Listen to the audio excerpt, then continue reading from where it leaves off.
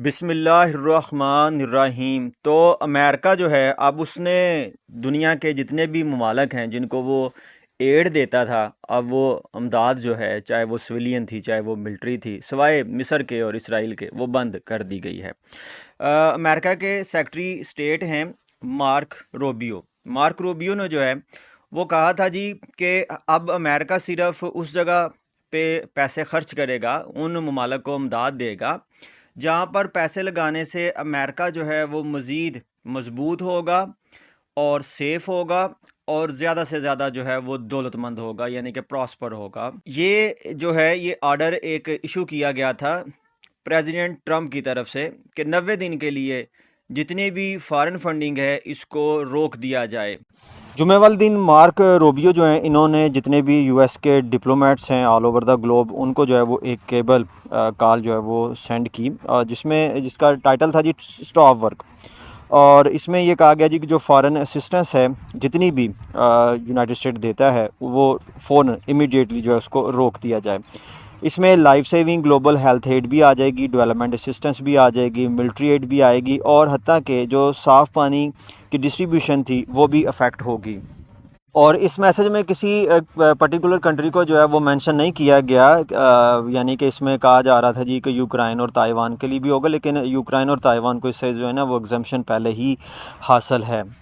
तो 90 दिन में ना इसको रिव्यू किया जाएगा, रिविज़िट किया जाएगा और फिर देखा जाएगा कि कौन सी एड जो है वो देनी है और कौन सी एड जो है वो अमेरिका के हक़ में नहीं है। जितने भी ममालक हैं, जितनी भी एनजीओज़ जो हैं जो इस एड पे पलती थी, अब वो चीखना चलाना जो है वो शुरू हो गई और उन्होंने कहा जी कि क्योंकि यूनाइटेड स्टेट जो है वो सबसे बड़ा डोनर है, अगर वो इसको रोक देगा तो पूरी दुनिया पे ऊपर जो काम हो रहे हैं, अच्छे अच्छे काम हो रहे हैं, उनकी जेबें जो है वो भरी जा रही हैं, वो रुक जाएंगे।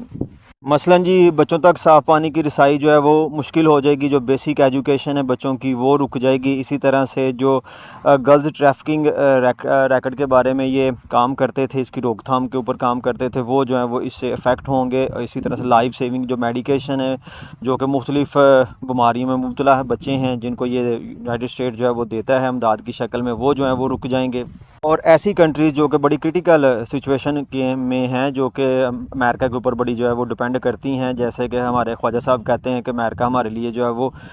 वेंटिलेटर है और बैगर कांट बी चूज़र। तो यहाँ पे CNN ने मेंशन किया हुआ है कि जनाब जो क्रिटिकल कंट्रीज़ हैं जिसमें ताइवान है, सीरिया है, पाकिस्तान है, पाकिस्तान का नाम इसमें देखें शामिल है, तीसरे नंबर पे है। ये तो जो है इनका फिर अल्लाह ही हाफ़िज़ है, यहाँ फिर इनका हाफ़िज़ है। अब यहाँ पे एग्जेक्टिव आर्डर में जो है ना डोनाल्ड ट्रम्प ने बड़ा वाज़ेह जो है वो मेंशन किया था जी कि जो फॉरेन एड इंडस्ट्री है और जो ब्यूरोक्रेसी है ये अलाइन ही नहीं है अमेरिका के इंटरेस्ट के साथ, बल्कि ज़्यादातर केसेस में जो है ये देखा जाए तो ये अमेरिकन वैल्यूज़ के जो है वो अपोजिट हैं, तो इनको जो है वो रोकना पड़ेगा। तो यहाँ पे उन्होंने ये भी मेंशन किया है जी कि जो पैंडमिक्स हैं, जो वबाई मराज हैं, ये अमेरिका के हक़ में नहीं है, बल्कि जो स्टेबल दुनिया है ये अमेरिका के हक़ में है। यहाँ पे जो डेमोक्रेटिक रिप्रेजेंटेटिव हैं इसमें ग्रेगोरी मीक्स हैं न्यूयॉर्क से, और इसमें लोइस फ्रैंकलिन हैं फ्लोरिडा से। इन्होंने जुमे वाले दिन फिर रोबियो को जो है वो एक लेटर लिखा जिसमें उन्होंने कहा जी कि जो आपने प्रोग्राम फ्रीज़ किए हैं इसमें presidential emergency plan for AIDS relief है, इसको पेफर कहते हैं, और दूसरा जो है वो प्रेसिडेंशियल मलेरिया इनिशिएटिव है, इसको PMI जो है वो कहते हैं। ये इंटायरली डिपेंड करते हैं अनइंटरप्टेड सप्लाई ऑफ मेडिसन के ऊपर। और ये जो दोनों प्रोग्राम हैं ये Republican president George W Bush ने जो है वो शुरू किए थे, और जो जॉर्ज W बुश हैं यानी कि ये भी ट्रंप की ही पार्टी के प्रेसिडेंट थे, तो इनको डेमोक्रेटिक ने जो है वो शुरू नहीं था किया, तो इसलिए जो है ना आप इनके ऊपर कोई नज़रसानी करें। और इससे पहले भी ये जो हेल्थ वाले प्रोग्राम थे, जो साफ़ पानी वाले प्रोग्राम थे, जो बच्चों की ट्रैफिकिंग रोकने वाले प्रोग्राम थे, इनको दोनों पार्टी की जो है वो सपोर्ट हासिल थी। ये रिपब्लिकन के झंडे के ऊपर भी थे और डेमोक्रेटिक झंडे के ऊपर भी थे। और इस लेटर में मज़ीद ये कहा गया है जी कि जो कॉन्फ्लिक्ट रिडन इलाके हैं जैसे गज़ा है, सूडान है, हिटी है, यूक्रेन है, ये सारे के सारे रिलाई ही इस एड के ऊपर करते हैं। अब यहाँ पे ये भी याद रखा जाना चाहिए कि जो पेफर है, जो एड्स के लिए प्रोग्राम है, ये दुनिया में 20 मिलियन जो लोग हैं,